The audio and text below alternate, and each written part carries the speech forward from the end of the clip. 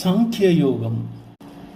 నచైతద్విద్మః కతరన్నో గరీయో యద్వా జయేమ యది వానో జయేయుః యానేవ హత్వా న జిజీవిషామః తేవ స్థితాః ప్రముఖే ధార్తరాష్ట్రాః. యుద్ధము చేయుట శ్రేయమా లేక చేయకుండుటయా?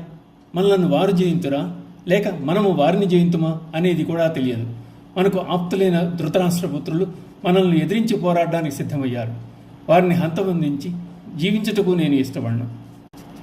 క్షత్రియ ధర్మమా లేక కులనాశమా, తనకేది శ్రేయస్కరమో నిర్ణయించుకోలేని పరిస్థితిని అర్జునుడు వ్యక్తం చేస్తున్నాడు. కార్పణ్యదోషోపహత స్వభావః పృచ్ఛామి త్వాం ధర్మ సమ్మూఢచేతాః యచ్శ్రేయః స్యాన్నిశ్చితం బ్రూహి తన్మే శిష్యస్తేహం శాధి మాం త్వాం ప్రపన్నం. పిరికితనమునకు లోనై నా స్వభావమును కోల్పోయి ఉన్నాను. ధర్మాధర్మ విచక్షణ చేయలేక నా కర్తవ్యమును నిర్ణయించుకోలేకున్నాను. నాకు ఏది శ్రేయస్కరమో తెలుపు. నేను నీకు శిష్యుడను, శరణాగతుడను. అర్జునుడిది ఒక దైన్యస్థితి. కరుణతో కూడిన హృదయ దౌర్బల్యం శోకరూపం దాల్చింది. దౌర్బల్యం కార్పణ్య దోషం చేత అతడి క్షత్రియ స్వభావం మరుగున పడిపోయింది. ధర్మ సంకట స్థితి ఏర్పడింది.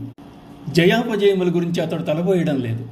కేవలం పరమాత్మ తన్ను శ్రేయో మార్గం నడిపించగలదని విశ్వసించాడు. అతడి లక్ష్యం నిర్దేశించమని, కర్తవ్యం ఉపదేశించమని భగవాన్ అడుగుతున్నాడు.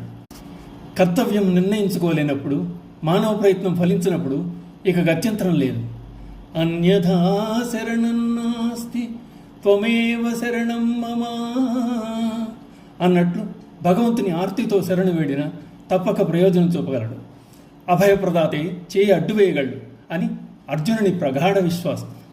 నహి ప్రపశ్యామి మమానుపద్యాత్ యచ్చోకముచ్చోషణమింద్రియాణాం అవాప్య భోవావసపత్నమృద్ధం రాజ్యం సురాణాం అపి చాధిపత్యం. ఈ శోకం నా ఇంద్రియములను దహించి వేయుతున్నది.